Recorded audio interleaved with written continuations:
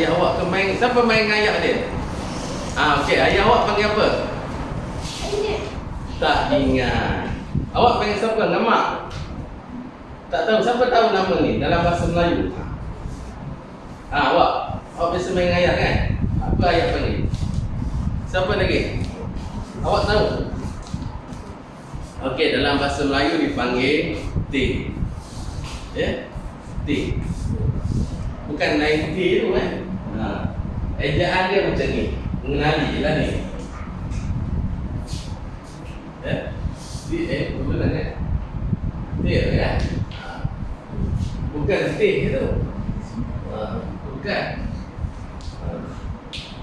Dia ada 3 nama. Tir. Ini yang betulnya, tir. Tetapi dalam notasi kita tak panggil cancel atau tir. Ini sebagai ilmu sajalah. Maknanya kalau orang tu panggil tak salah, hanya betul. Tetapi dalam notasi kita panggil apa? Yang kamu harus ingat. Dalam notasi kita panggil dia apa? Sebagai ru. Ingat ru. Betul ni?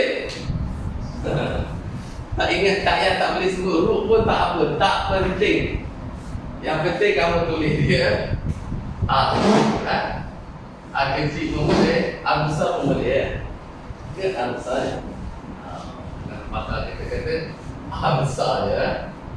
Boleh ingat A? Apa nama dia? Ru. Ru. Tapi dalam kamu main pada handphone tu dia panggil cancel. Cancel pun betul kan? Itu sebab dia panggil cancelling.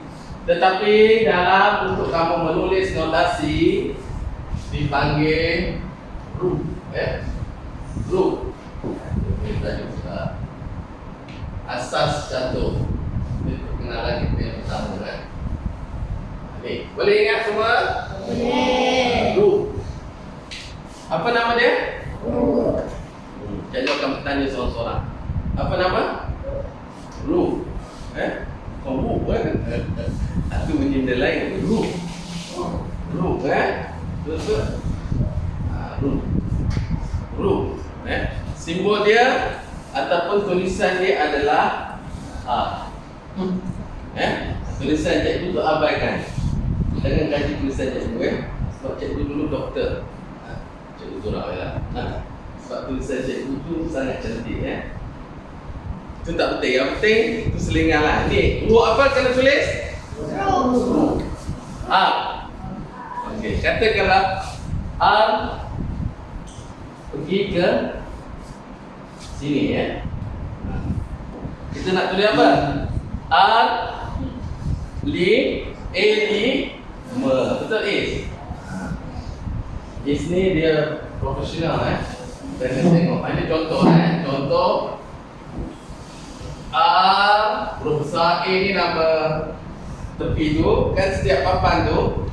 Itulah sebabnya kalau kamu nak jadi pemain yang hebat, saya nasihatkan kamu carilah papan yang standard macam ni Dalam Shopee pun ada murah-murah yang ada huruf dan nombor. Boleh. Jadi maksudnya kamu tak payah beli yang murah tu je nanti. Bila kamu dah betul-betul minat nak beli pula yang nombor ni.